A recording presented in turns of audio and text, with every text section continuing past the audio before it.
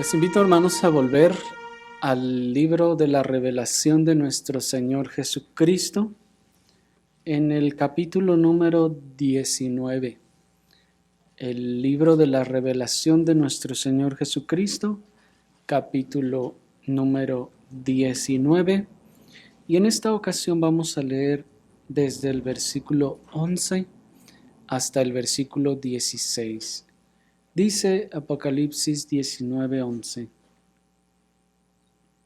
Entonces vi el cielo abierto, y he aquí un caballo blanco, y el que lo montaba se llamaba Fiel y Verdadero, y con justicia juzga y pelea. Sus ojos eran como llama de fuego, y había en su cabeza muchas diademas, y tenía un nombre escrito que ninguno conocía sino él mismo. Estaba vestido de una ropa teñida en sangre, y su nombre es el Verbo de Dios. Y los ejércitos celestiales, vestidos de lino finísimo, blanco y limpio, le seguían en caballos blancos. De su boca sale una espada aguda para herir con ella a las naciones, y él las regirá con vara de hierro. Y él pisa el lagar del vino del furor y de la ira del Dios Todopoderoso. Y en su vestidura y en su muslo tiene escrito este nombre: Rey de Reyes y Señor de Señores. Hasta allí.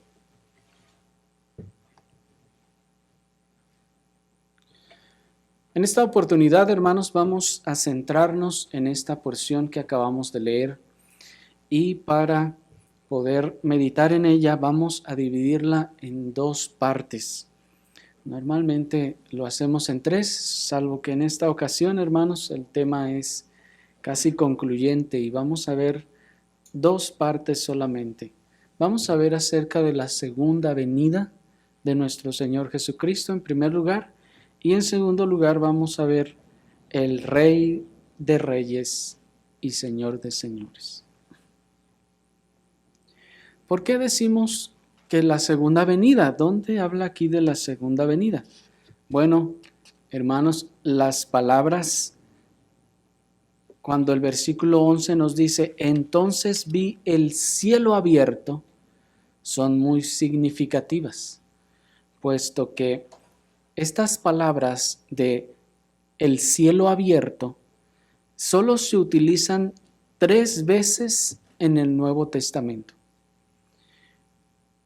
La primera vez la encontramos en Mateo 3:16, no lo busquen, que es cuando nuestro Señor Jesucristo está siendo bautizado por Juan, y dice la Escritura que desciende el Espíritu Santo. Y ahí dice que se abren los cielos y el Espíritu Santo desciende. La segunda ocasión que encontramos esta palabra es cuando en Hechos capítulo 7, versículo 56, Esteban está siendo apedreado y dice que él ve el cielo abierto y ve a Cristo sentado a la diestra del Padre. Y la tercera vez es aquí, cuando se ve el cielo abierto, dice el versículo 11, entonces vi el cielo abierto. Estas palabras, entonces, como pueden ver en base a los textos en donde se encuentran, indican una teofanía. Es decir, todas las veces que estas palabras son utilizadas en el Nuevo Testamento, esas 3 veces, son dichas en el contexto de una teofanía. ¿Qué es una teofanía? Bueno, es un acontecimiento portentoso que viene de la presencia de Dios mismo, donde Dios se revela al hombre. Eso es, digamos, en términos generales, una teofanía. Se está revelando Dios mismo en una manera portentosa a través de un acontecimiento muy particular. La teofanía de la que aquí se está hablando, hermanos, consiste en lo que se ha dado a llamar la parousia o la segunda venida de nuestro Señor Jesucristo, aunque en esta ocasión es en su aspecto de juicio. ¿Por qué decimos que aquí hay una teofanía que corresponde a la parousia o segunda venida de nuestro Señor Jesucristo? Porque noten, la misma lectura nos dice: vi el cielo abierto y entonces, ¿qué apareció allí en el cielo? ¿O qué se observó una vez que ese cielo se abrió?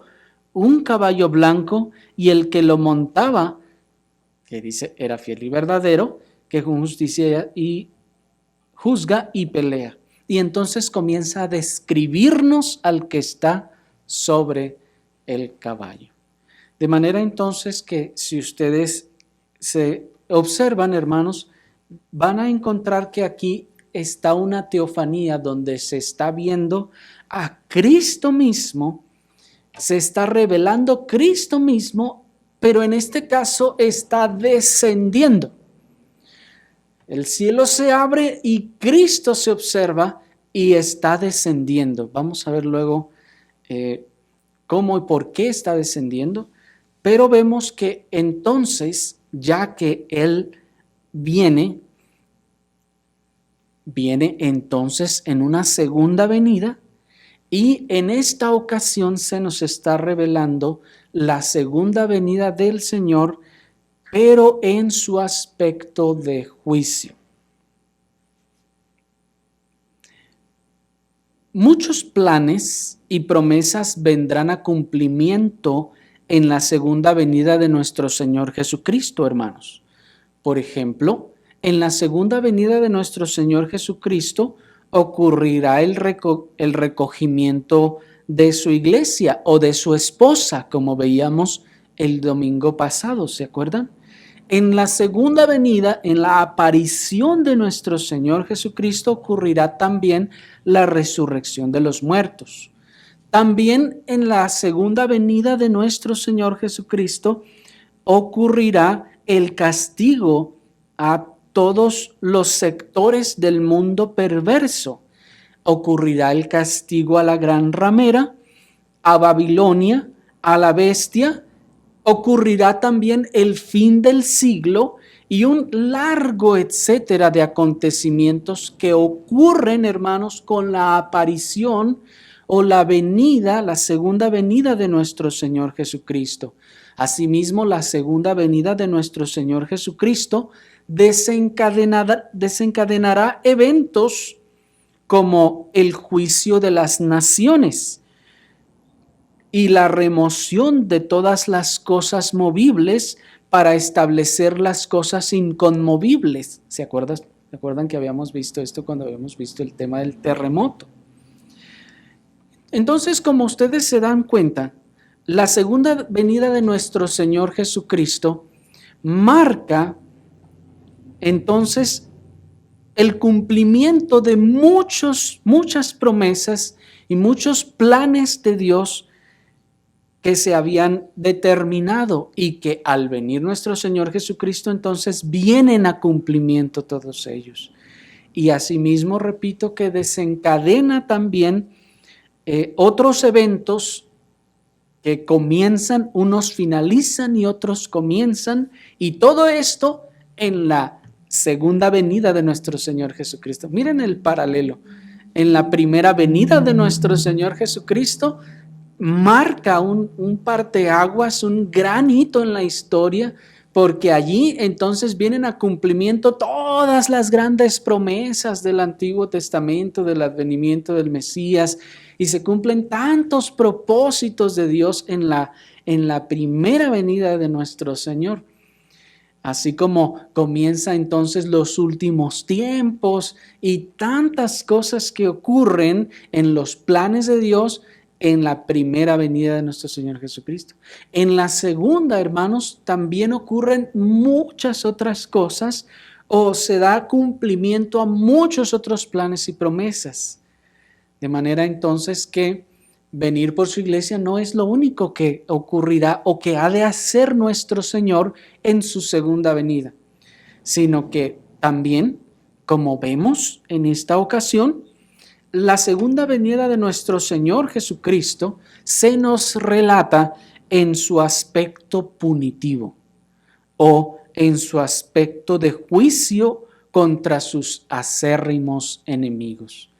Ya las otras figuras nos habían dicho que mientras el pueblo de Dios se gozaba, mientras el pueblo de Dios se alegraba de la segunda venida de nuestro Señor Jesucristo, el resto del mundo y el resto de las naciones no experimenta eso, sino todo lo contrario. ¿Por qué? Porque mientras que la segunda venida de nuestro Señor representa para los creyentes el cumplimiento de todas las promesas y el comienzo del descanso, para los incrédulos es todo lo contrario. Para ellos comienza, de hecho, el tormento. Bueno, en un sentido ya eterno. Así pues, entonces, aquí se nos estará describiendo la segunda venida de nuestro Señor, pero repito, en su aspecto punitivo. Y esto lo decimos porque noten que desde el primer versículo, cuando se nos habla de esta parousia o de esta aparición o de esta segunda venida de nuestro Señor Jesucristo, todo está rodeado por elementos de juicio. Miren allí en el versículo 11. Entonces vi el cielo abierto y he aquí un caballo blanco y el que lo montaba se llamaba Fiel y Verdadero. Y noten la expresión. Y con justicia juzga y pelea. Noten entonces que aquí los elementos de juicio son, primero, montado sobre un caballo. ¿Por qué está montado sobre un caballo? El caballo, recuerden ustedes que ya vimos que es un símbolo de la guerra, que nos está hablando acerca de la guerra. Cuando alguien viene montado sobre un caballo, entonces viene en guerra o hay guerra involucrada en este símbolo. El segundo elemento de juicio es que se llama fiel y verdadero. ¿Por qué el hecho de que se llame fiel y verdadero es un elemento de juicio? Porque Él es fiel a su palabra y a sus promesas. Y ya que determinó dar castigo. Y noten ustedes, hermanos, uno se pone a leer los primeros salmos de la Biblia. Léanlos, hermanos, y se van a dar cuenta cómo se repite una y otra vez las promesas de Dios para juicio contra los malvados y los perversos. De manera entonces que el hecho de que Él sea fiel implica que viene a traer cumplimiento a sus promesas aún de juicio. Y el tercer elemento de juicio es que dice con justicia juzga. Ese no hay que explicarlo, ¿verdad? Evidentemente está juzgando con justicia. Y el cuarto es que dice con justicia pelea o, según otras versiones, guerrea o hace la guerra. Con justicia juzga y hace la guerra. Es decir, con justicia juzga y con justicia también pelea y hace la guerra. La alusión entonces, hermanos, al caballo blanco, que ya ha sido mencionado, recuerden ustedes en el capítulo 6, versículo 2, nos manifiesta claramente que Cristo ahora está descendiendo del cielo, hermanos, venciendo y para vencer final y completamente a sus enemigos.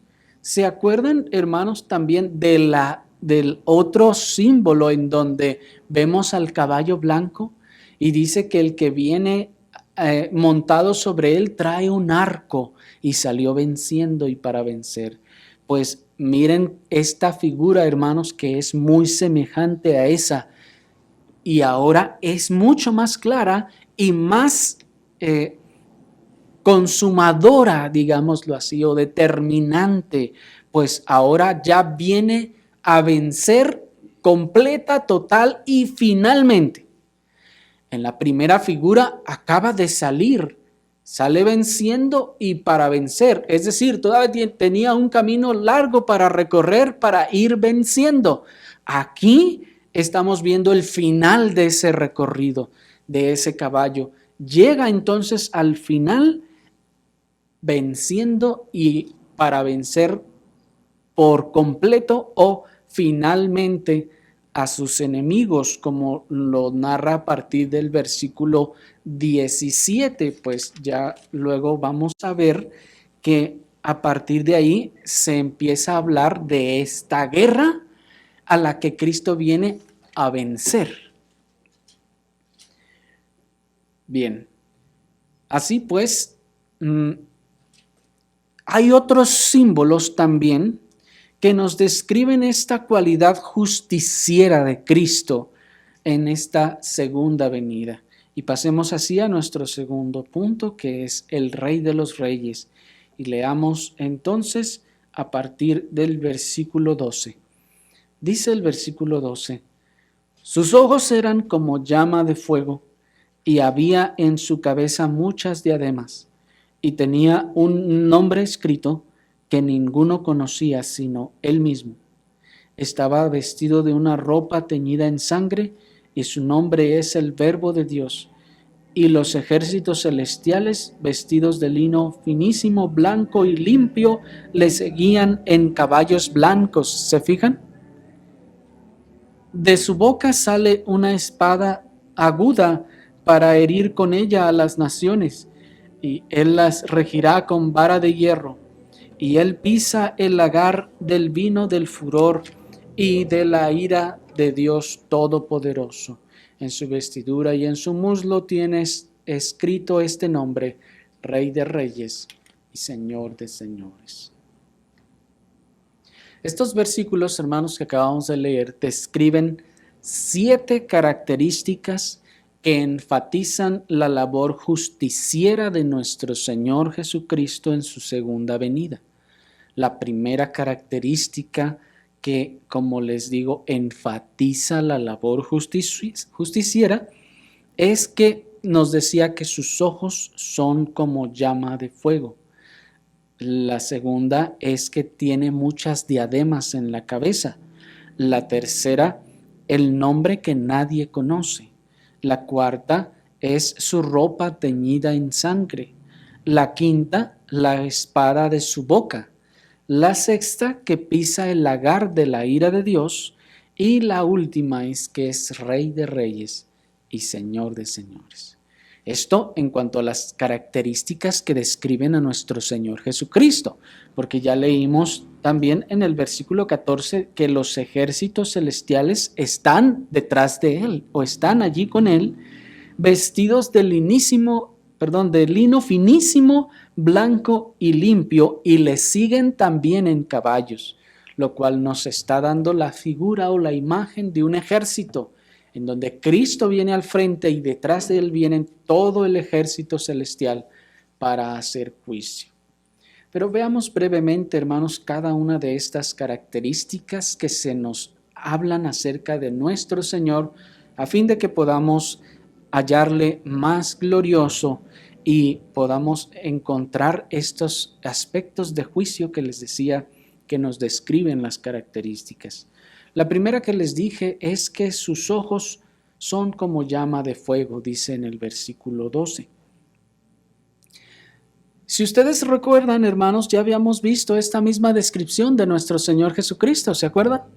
En el capítulo 1 ya se nos había dicho que Él estaba con ojos como llama de fuego.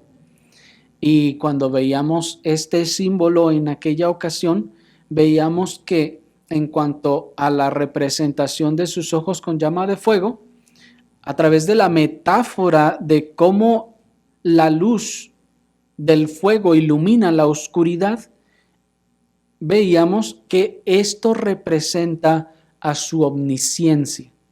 Es decir, que esa llama de fuego, veíamos, representa la omnisciencia. Esa omnisciencia que es los ojos de Dios revelando la noche en luz. Esa omnisciencia que revela lo más oculto de las acciones y de los corazones de los hombres.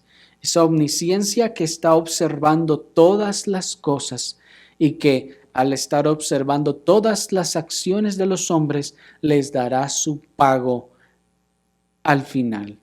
De manera entonces que esta omnisciencia, de hecho, se constituye en el requisito indispensable para la perfecta justicia.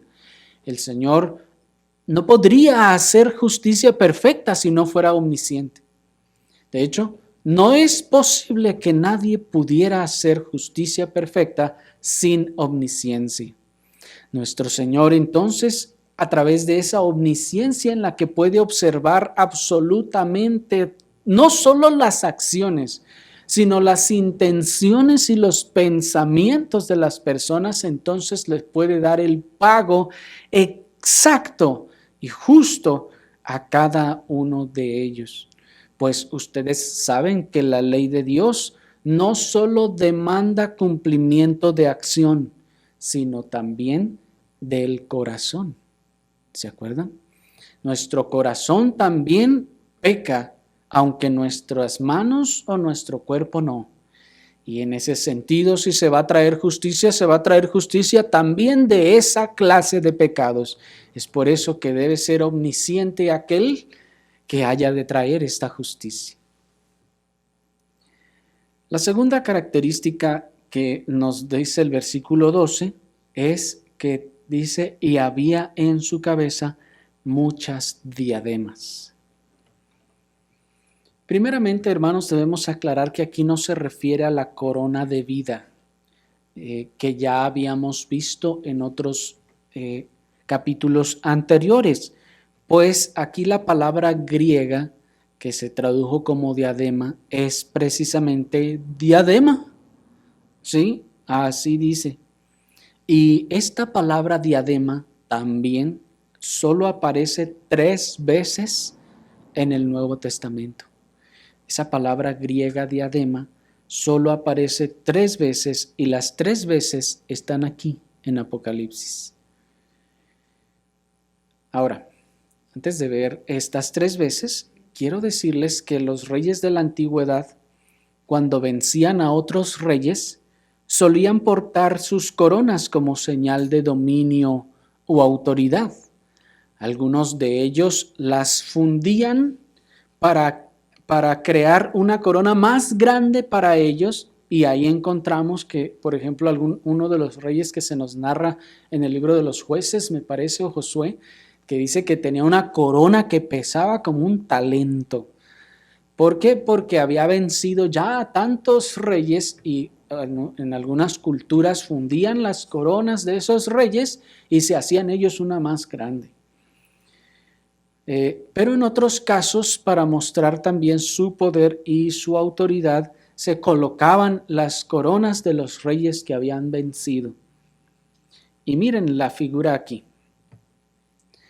2 de las 3 veces que les dije que se utiliza la palabra diadema en el Nuevo Testamento, 2 de esas 3 veces son para referirse a las diademas que traía el dragón y que traía la bestia en sus cabezas. Apocalipsis capítulo 12, versículo 3 nos dice que el dragón traía esas diademas.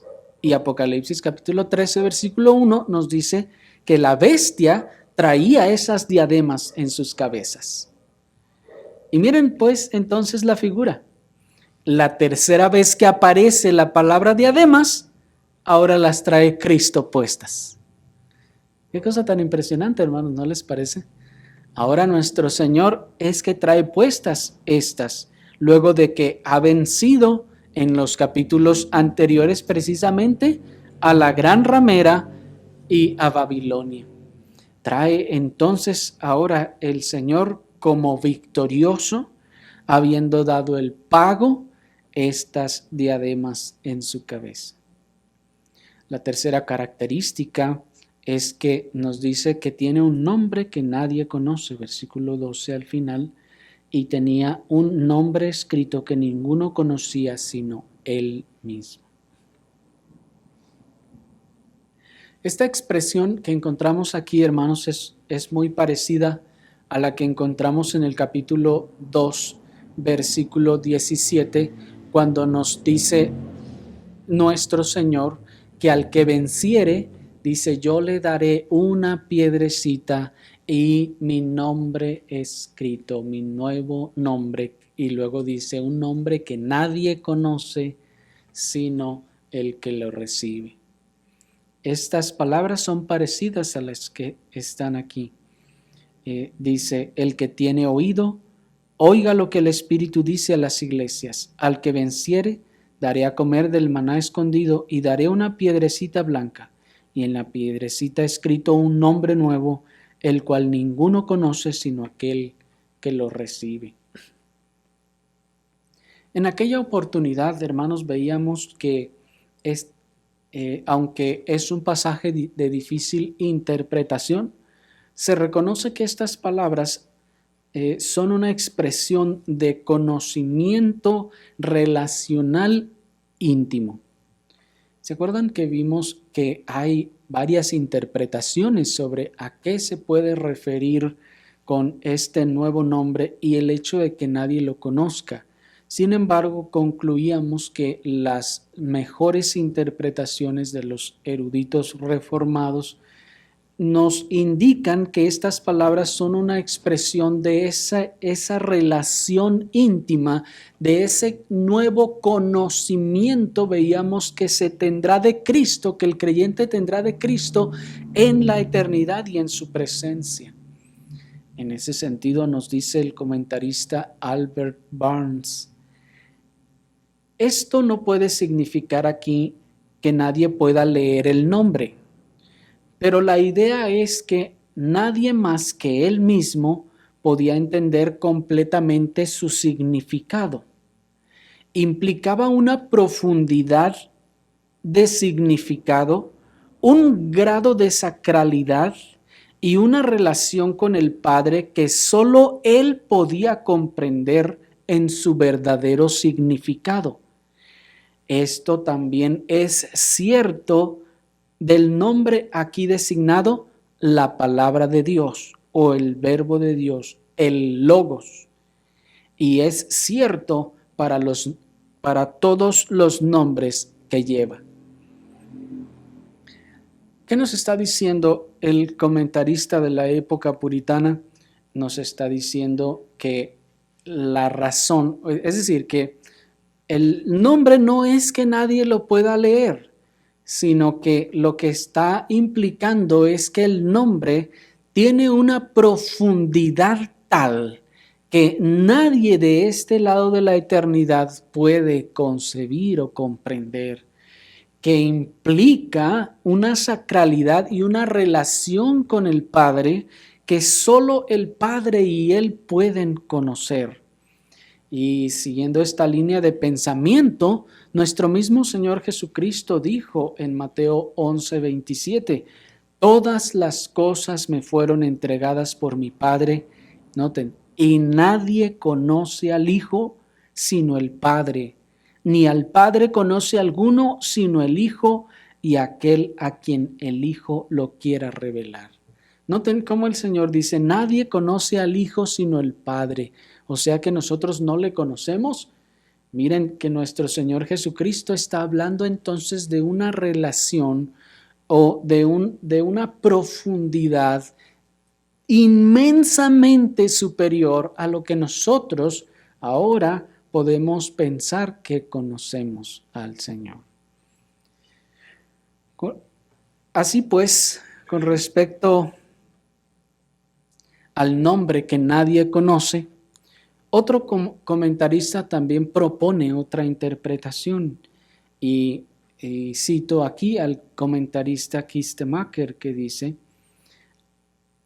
al estar en la isla de Patmos, Juan oye una voz divina y describe al que le habla como el Hijo del Hombre. No quiere identificar a Jesús por su nombre.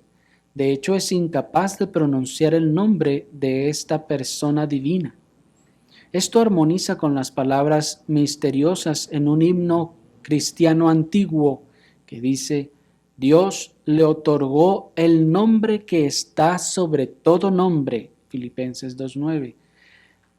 Y sigue diciendo: sabemos que el nombre Jesús es su nombre terrenal y Cristo su designación oficial, pero todavía tiene otro nombre que nos permanece oculto, dice el comentarista. Este nombre misterioso será revelado a su pueblo cuando haya llegado a su fin su obra redentora. Ciertamente en el banquete nupcial del Cordero, cuando su esposa disfruta de dicha completa, el Señor revelará el misterio de su nombre, dice este comentarista.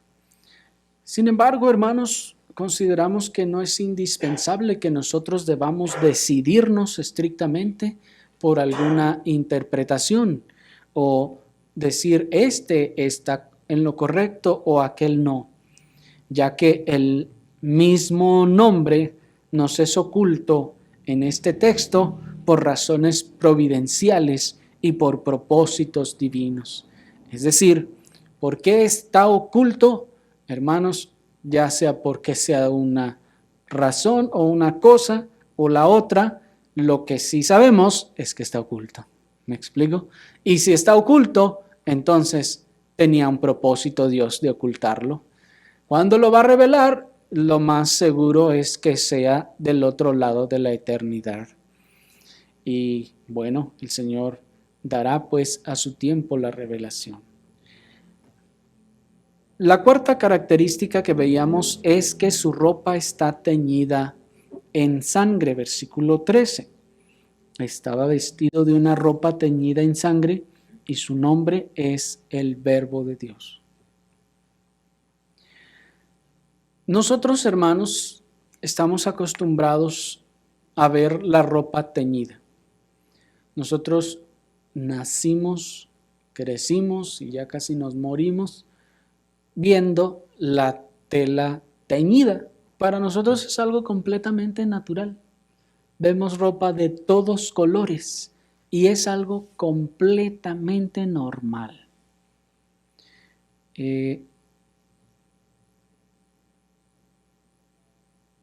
Sin embargo, para la época en la que prácticamente o en la que se escriben estas palabras, para la época bíblica, hermanos, prácticamente todas las vestiduras o la gran mayoría de ellas eran por lo general de un blanco más bien opaco, pero no existían los colores en las vestiduras. Todo mundo por lo general traía el mismo color, unos un poquito más opaco, otros más limpio, pero todos el mismo color. Esa es la razón de la molestia de los hermanos de José cuando él recibe una túnica ¿de qué? De colores, porque eso es algo que no es usual. Todo mundo traemos nuestra túnica blanca y nadie trae otra cosa más. Para ellos era totalmente lo opuesto que para nosotros. De hecho, para nosotros ver un pueblo, una ciudad donde todos trajeran la ropa del mismo color nos parecería algo sumamente extraño, ¿no les parece? Sin embargo, en aquel tiempo era lo más natural. Ahora pues, pensando en esto, ocurría un fenómeno interesante, que cuando una persona llegaba del campo o de algún viaje y traía su vestidura enrojecida, entonces eso era una clara señal de algo. Eso o es vino o es sangre. Por lo general se podía distinguir claramente el vino de la sangre. Pero si alguien llegaba con su vestidura toda manchada llena de rojo. Imaginen ustedes que son esa esposa que lo está esperando y lo ve llegar todo rojo a casa. ¿Qué es lo que le dice eso? Viene de una batalla. Hubo muerte y también que llegue así, a la vez es también una señal de victoria, por lo general. Llega entonces esa persona con su túnica toda enrojecida y lo primero que viene a la mente en aquel tiempo no es, pasó y le tiñeron la ropa. Hermanos, eso no existía. ¿No? Lo primero que venía a la mente es, estuvo en una batalla. Algo salió mal, tuvo que pelear, tuvo que defender su vida, alguien murió y viene victorioso. ¿Se fijan la figura, hermanos? Qué cosa tan interesante, ¿no les parece? Tan solo imaginen entonces cómo quedaría la vestimenta de un guerrero que vuelve a casa. Una vez acabada la batalla, después de haber matado con su espada a decenas o a cientos, ¿cómo quedarían sus vestidos? Nosotros, la verdad es que nunca hemos visto una batalla en la realidad, y aunque se ha procurado recrear en las películas de nuestro tiempo, hermanos, eso muchas veces no refleja la realidad. Algunas que han reflejado un poco mejor la realidad han sido tachadas de sangrientas y cuanta cosa. Pero, ¿qué sucede, hermanos, cuando una espada completamente afilada le rebana y le abre las venas? Ahí salen 2 gotitas de sangre. No, hermanos, la sangre sale a la presión del corazón que lo está aventando. No solo la espada queda llena de sangre, queda manchado el que le hizo la herida. Y así, hermanos, imagínense una y otra vez y otra vez y otra vez matando decenas o tal vez cientos. ¿Cómo quedaría su ropa?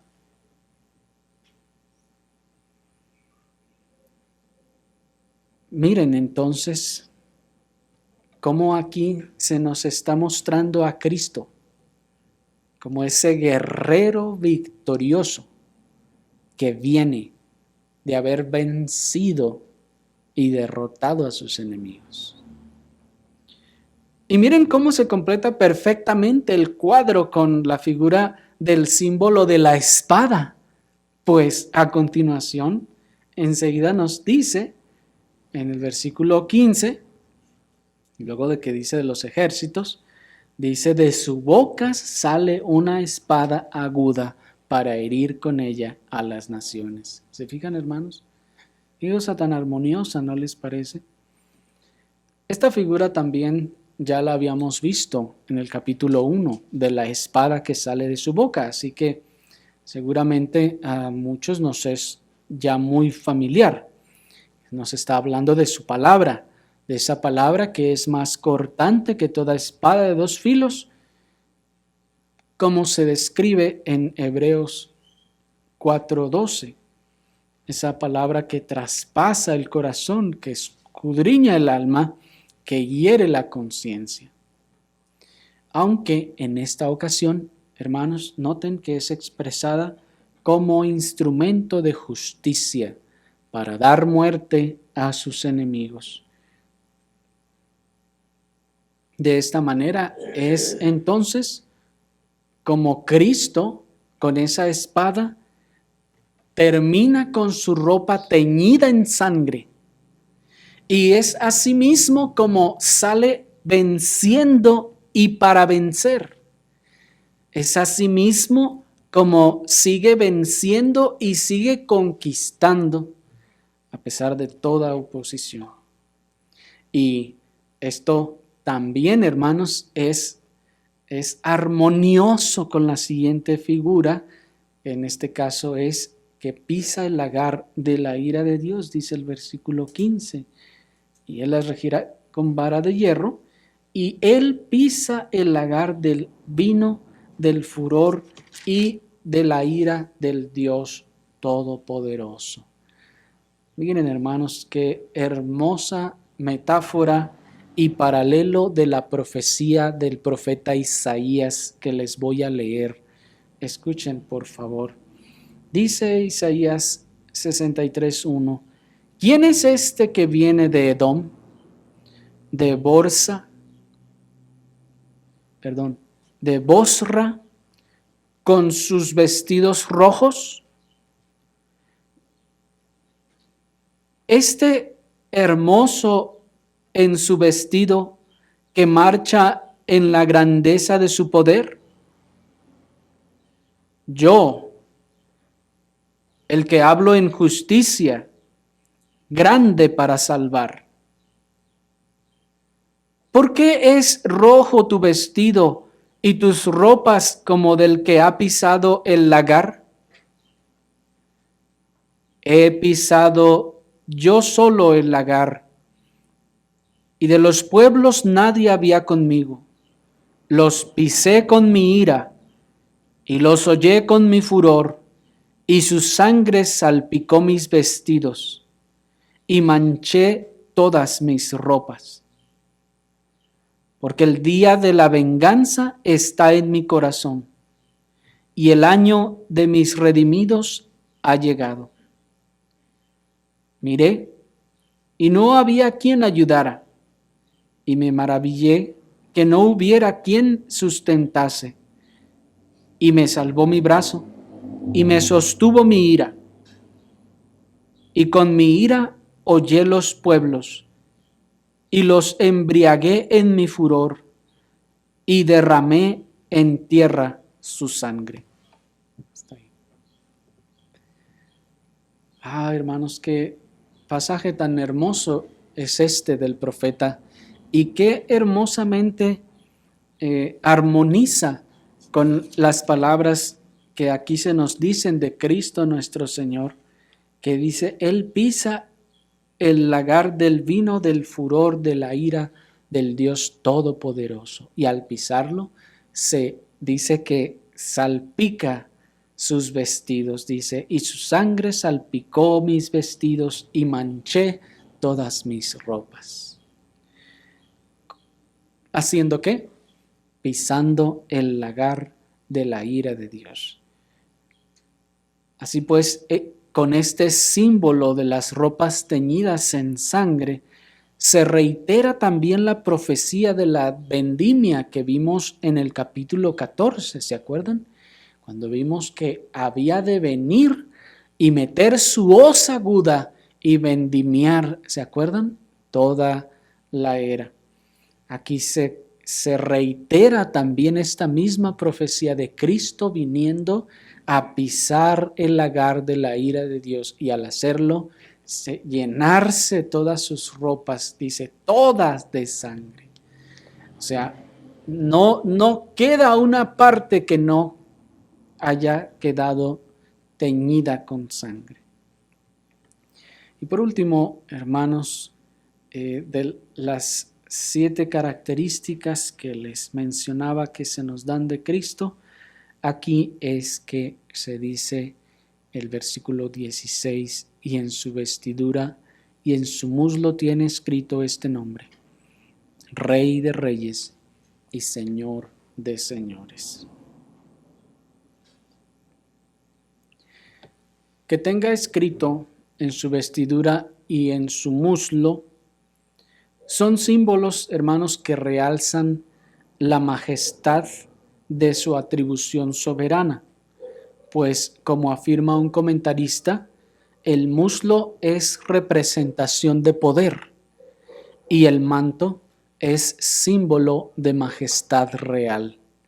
Así que esta es la razón por la que estas palabras están allí escritas y no en su frente o en su brazo o en algún otro lugar, sino porque el muslo es la representación del poder y el manto el símbolo de la majestad real. Por esta razón, este letrero de gran majestad está precisamente escrito, perfectamente y armoniosamente escrito en estos símbolos. Ahora bien, la designación real que aquí se reconoce a Cristo también ya había sido descrita por el apóstol Pablo en Efesios capítulo 1, versículo 20 al 22, dice la Escritura, la cual operó en Cristo, resucitándole de los muertos, y noten, sentándole a la diestra en los lugares celestiales, sobre todo principado y autoridad y poder y señorío y sobre todo nombre que se nombra, no solo en este siglo, sino también en el venidero. Y sometió todas las cosas bajo sus pies y lo dio por cabeza de todas las cosas a la iglesia. Ya había dicho también el apóstol Pablo esta designación acerca de Cristo el Señor. ¿Por qué es que es llamado Rey de Reyes y Señor de Señores?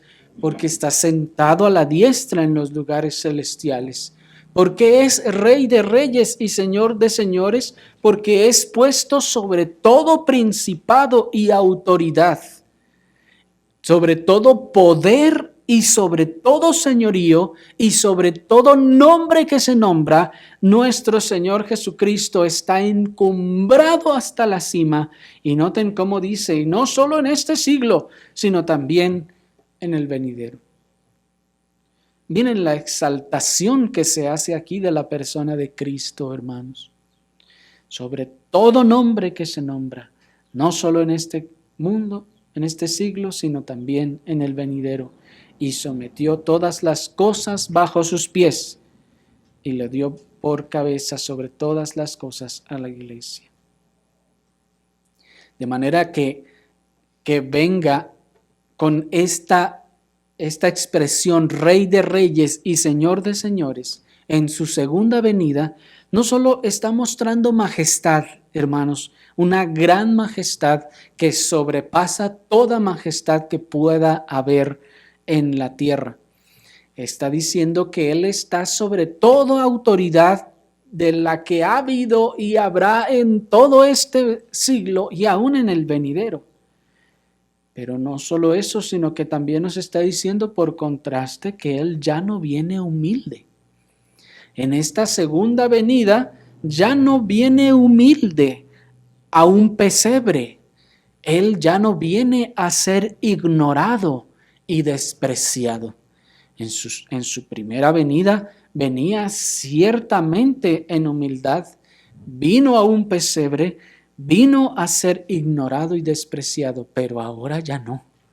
Esta segunda venida es completamente diferente en ese sentido, es opuesta en ese sentido, pues ahora ya no viene a ser ignorado, ni mucho menos a ser despreciado, sino viene en la mayor exaltación que puede existir en los cielos y en la tierra. Ahora ya no viene entonces con un pollino, con un asno, sino ahora viene con una vara de hierro para corregir a todos los poderosos y a todas las naciones. Para eso es que ha sido designado por el Padre. Miren las palabras del Salmo capítulo 2, si lo pueden hallar rápidamente. Miren lo que dice el Salmo capítulo 2, versículo 6. Pero yo he puesto mi rey sobre Sión, mi santo monte. Yo publicaré el decreto. El Señor me ha dicho, mi hijo eres tú. ¿Se fijan de quién está hablando aquí? De Cristo. El Padre está diciendo estas cosas. Mi hijo eres tú, yo te engendré hoy. Pídeme y te daré por herencia las naciones y como posesión tuya los confines de la tierra. Y miren, los quebrantarás con vara de hierro y como vasija de alfarero los desmenuzarás. Y noten ahora entonces la expresión del versículo 10. Ahora pues, oh reyes, sed prudentes, admitid amonestación, jueces de la tierra. Servid al Señor con temor y alegraos con temblor. Honrad al Hijo para que no se enoje y perezcáis en el camino, pues se inflama de pronto su ira. Aquí está pues entonces el cumplimiento de las palabras de este salmo. Cristo el Señor es designado Rey.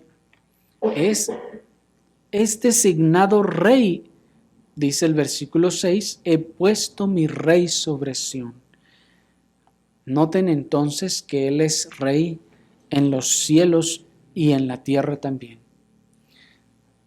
Ahora, de acuerdo al Salmo 2, la designación de Cristo como Rey de Reyes y Señor de Señores también es una designación del Cristo 100% Dios y 100% hombre. Es decir, que lo distingue del Padre y que lo relaciona con los seres humanos. Porque si lo pensamos por un momento, ¿por qué tendría que llamarse Rey de Reyes y Señor de Señores si es Dios? ¿No le quedaría esa expresión o ese título muy por debajo en el sentido de que si es Dios en los cielos y todopoderoso, hermanos, un rey y un emperador es la más pequeñísima de las hormigas en su comparación? ¿Me explico? Sin embargo, se está usando aquí la expresión Rey de Reyes y Señor de Señores por su identificación, por la identificación de Cristo con su pueblo, con los hombres, con los humanos, que está por encima de todos ellos y también en los cielos.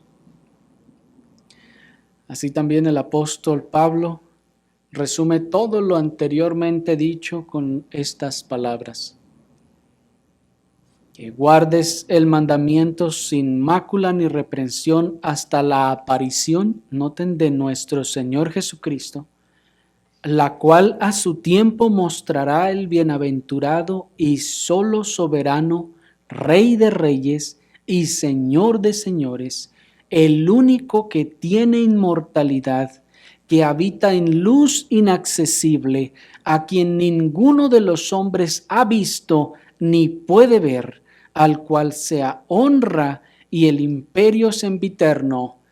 Amén. Miren, hermanos, qué palabras tan hermosas las del apóstol, que resumen, como les decía, todo lo que hemos dicho ahora. Nuestro Señor Jesucristo, dice el apóstol, exhortando a guardar los mandamientos del Señor, dice hasta la aparición de nuestro Señor Jesucristo. Y dice, la cual, esa aparición a su tiempo mostrará el bienaventurado y solo soberano. Noten cómo el apóstol ya había dicho, Rey de reyes y Señor de señores. ¿Qué revelación, hermanos, había recibido entonces el apóstol también? Pues él escribe a Timoteo estas cosas décadas antes de que se haya escrito este libro. Estas visiones se hayan dado a Juan en la isla de Patmos. Es el Rey de reyes, el Señor de señores, el único que tiene inmortalidad, que habita en luz inaccesible, a quien ninguno de los hombres ha visto ni puede ver, al cual sea la honra y el imperio sempiterno. Amén. Este es, pues, el Rey de reyes y Señor de señores que vendrá, y vendrá con gran poder y majestad, ya no en humillación, ya no a un pesebre, sino poderoso y majestuoso, con los ejércitos celestiales, con la espada de su boca, para dar su pago a todos sus enemigos, para pisar el lagar de la ira del Dios Todopoderoso, aunque al hacerlo todas sus vestiduras queden manchadas de la sangre de sus enemigos. Y estos enemigos serán total, absoluta y completamente destruidos. Y aunque se junten contra Él, Él los vencerá. Y eso es lo que vamos a ver, hermanos, en la próxima ocasión, pues los siguientes versículos nos hablan precisamente de cómo estos enemigos se levantan y cómo perecerán totalmente. Oremos, hermanos, al Señor.